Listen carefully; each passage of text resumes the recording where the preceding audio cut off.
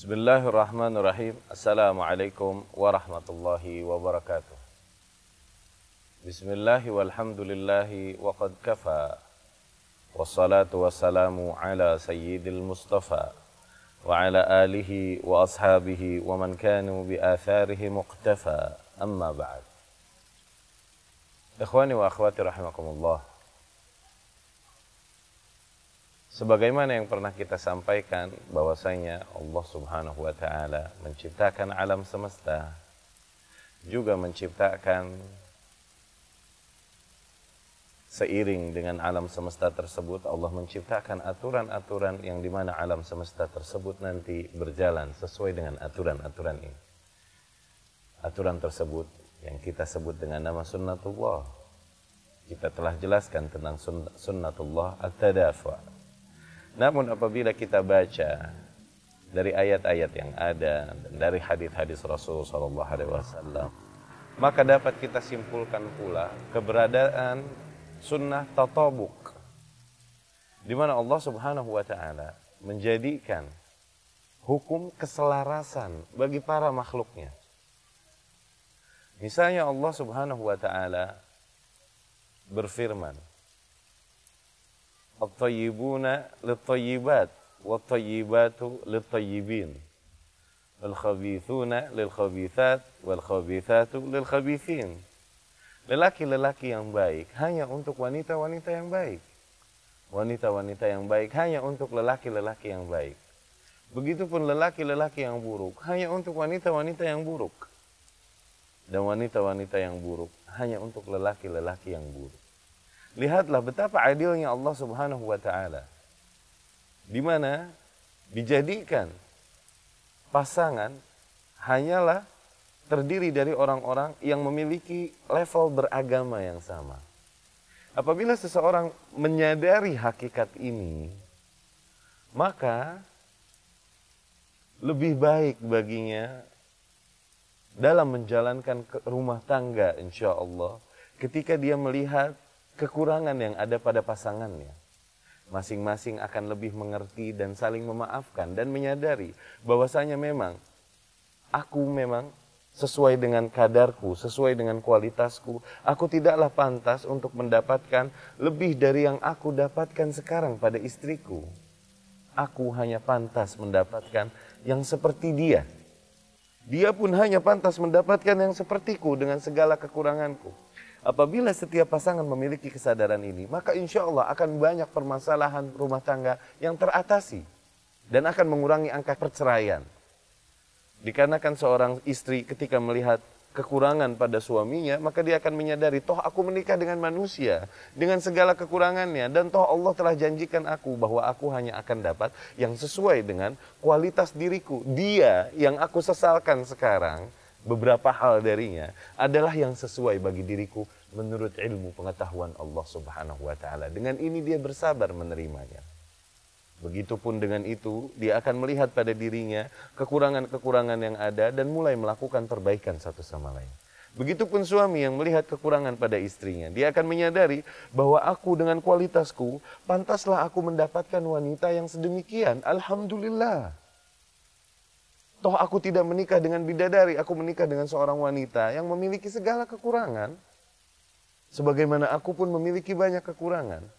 Dengan itu, pasangan tersebut masing-masing melihat kekurangannya masing-masing dan saling memaafkan. Dan kemudian mereka bisa sama-sama meningkatkan kualitas diri mereka masing-masing.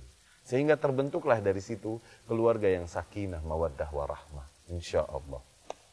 Bahkan Allah menjanjikan lebih jauh lagi bahwasanya az-zani la yankihu illa zaniyatan aw musyrikatan wa zaniyatu la yankihuha illa zanin aw musyrik. Seorang pezina lelaki tidak akan dia menikah kecuali nanti dapatnya seorang pezina wanita atau wanita musyrik. Itu janji Allah. Seorang pezina wanita tidak akan dia menikah nanti kecuali dengan pezina lelaki atau lelaki yang musyrik. Itu janji Allah. Dan ini bentuk keadilan Allah Subhanahu wa taala atas alam semestanya. Bukan berarti kita mengatakan zina adalah dosa besar yang tidak diampuni. La. Semoga Allah Subhanahu wa taala mengampuni dosa kita semuanya. Sebesar apapun dosa, dengan taubat Allah Subhanahu wa taala akan mengampuninya. Namun, Kita sedang membicarakan di mana Allah Subhanahu wa taala memperlakukan alam semestanya dengan adil. Ikhwani wa akhwati rahimakumullah. Tidakkah kita lihat di dalam kehidupan sehari-hari, apabila seseorang dengan sifat dan kualitas diri yang berbeda, kemudian bergabung dengan sebuah komunitas yang benar-benar berbeda dengannya, maka apa yang terjadi? Berilah misalnya contoh, seorang anak yang baik-baik dan lugu, masuk ke sebuah kelas yang isinya adalah anak-anak yang bandel. Apa yang terjadi? Maka yang bandel ini terus mereka akan memaksa dan membuli yang baik ini supaya apa? Supaya jadi mirip dengan mereka, supaya ikut bandel dengan mereka. Karena mereka nggak betah ketika ada satu orang berbeda di antara mereka. Begitupun seorang anak yang bandel, ketika dia masuk ke kelas anak-anak yang baik, maka apa yang terjadi? Dia akan dinasihati terus oleh orang-orang yang baik ini, oleh anak-anak yang baik. Atau mungkin tidak ada yang menemaninya sama sekali, tidak ada yang mau berteman dengannya. Dikarenakan apa? Mereka tidak betah kalau ada satu orang berbeda di antara mereka. Dari situlah Rasul SAW, kalaupun secara sanad dhaif hadis ini, namun secara makna benar, di mana dikatakan bahwasanya almar'u ala dini khalilih, seseorang sesuai agamanya dengan khalilnya, yakni orang yang biasa dia habiskan waktu dengannya, sahabat dekatnya, kekasihnya, orang yang biasa dia habiskan waktu dengannya. Apabila kita menyadari hal ini, akhwani wa akhwati rahimakumullah, dalam rangka memperbaiki diri, maka salah satu hal yang kita harus lakukan adalah habiskan waktu kita atau sering-seringlah bergaul dengan orang-orang yang kira-kira mereka akan mewarnai kita dan membawa kita ke arah yang baik. Maka dari situ dianjurkan di dalam syariah kita agar kita duduk dan berteman, bergaul dengan orang-orang yang berilmu, yang dengan ilmunya ini nanti mereka akan mengingatkan kita kepada Allah, kepada akhirat, mengenalkan kita kepada agamanya, kepada Rasulnya Sallallahu Alaihi Wasallam. Ikhwani wa akhwati rahimakumullah, ketahuilah bahwa salah satu bentuk sunnah tatabuk ini, keselarasan yang Allah Subhanahu wa taala ciptakan, namun tidak banyak disadari oleh kaum muslimin, adalah di mana Allah Subhanahu wa taala menciptakan pemimpin yang sesuai dengan rakyatnya. Allah Subhanahu wa taala hanyalah menjadikan para pemimpin yang memiliki mental yang sesuai dengan rakyatnya. Allah jadikan para pemimpin sebagai cerminan rakyatnya. Ketika rakyat tersebut adalah rakyat yang buruk, rakyat yang bermental tidak baik, maka hanya akan muncul pemimpin demikian di antara mereka. Tidak akan muncul pemimpin yang baik di antara mereka. Adapun apabila rakyat tersebut adalah rakyat yang baik, memiliki rasa tanggung jawab yang baik, tidak merampas hak orang lain, kemudian memiliki kesadaran beragama yang baik, maka yang akan muncul dari mereka hanyalah pemimpin yang demikian pula. Contohnya kita lihat Khulafaur Rasyidin radhiyallahu anhum ajmain. Mereka jadi sebaik-baiknya pemimpin setelah Rasulullah SAW. Jangan hanya kita lihat individu para pemimpin ini, kita lihat siapa rakyatnya. Dari rakyat macam apa mereka berangkat. Pantaslah muncul pemimpin seperti mereka. Adapun dari rakyat yang zalim, maka yang akan muncul hanyalah pemimpin-pemimpin yang zalim. Allah janjikan wa kadzalika nuwalli ba'dadh-dhalimina ba'dhan bima kanu yaksibun. Dan seperti itulah kami berikan kuasa terhadap sebagian zalim atas zalimin yang lain sebagai balasan atas apa yang mereka usahakan dari kezaliman-kezaliman. Demikianlah Allah Subhanahu wa taala memberlakukan alam semestanya. Karena tidaklah para gerombolan tikus akan dipimpin oleh seekor singa, itu mustahil. Pemimpin gerombolan tikus hanyalah tikus. Pemimpin gerombolan singa barulah dari seekor singa.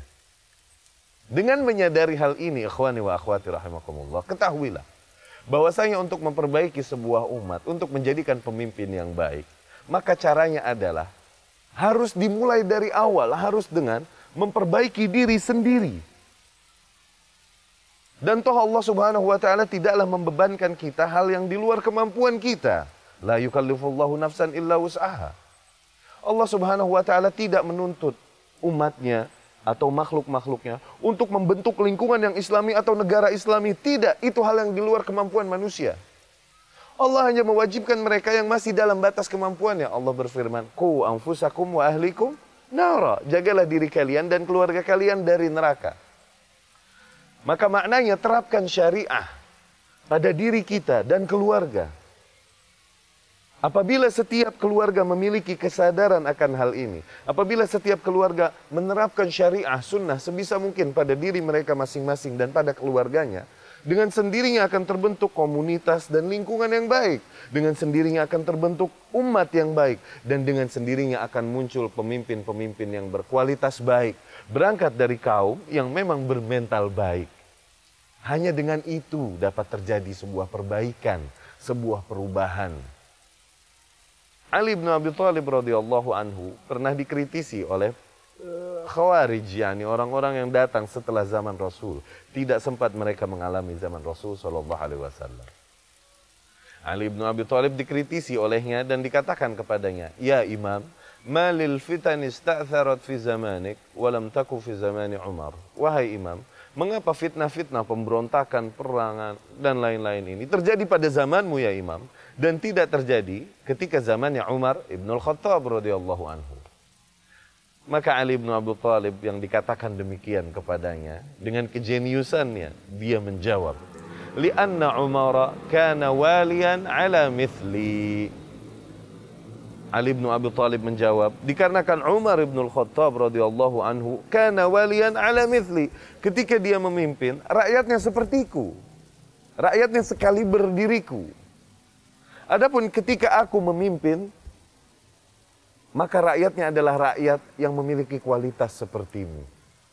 Jawaban yang indah dari Ali bin Abi Thalib radhiyallahu anhu. Begitupun Abdul Malik bin Marwan rahimahullah, salah seorang khalifah di antara khulafa Bani Umayyah. Dia dikritisi oleh kaumnya, dituntut untuk bertindak adil, bertakwa kepada Allah Subhanahu wa taala. Rakyat sebagaimana biasa yang hanya bisa mengkritisi pemimpinnya atas kekurangan yang terjadi, mengkritisi dan menyalahkan pemimpinnya atas kejatuhan yang ada. Akhirnya dia kumpulkan seluruh rakyatnya, kemudian dia katakan kepadanya, "Aturiduna an nakuna lakum mithla Abi Bakar wa Umar?" Apakah kalian mau kami berlaku kepada kalian seperti Abu Bakar dan Umar, sebagaimana Abu Bakar dan Umar bertakwa, beriman, adil sebagaimana mereka? Kalian mau kami demikian? Maka rakyat tersebut menjawab, "Ya, tentu kami ingin kau adil, kau bertakwa, kau beriman sebagaimana Abu Bakar dan Umar radhiyallahu anhuma." Maka dijawab oleh Abdul Malik bin Marwan, "Fakunu lana mithla rijali Abi Bakar wa Umar." Jadilah kalian bagi kami sebagaimana rakyatnya Abu Bakar dan Umar. Lihat rakyatnya Abu Bakar dan Umar.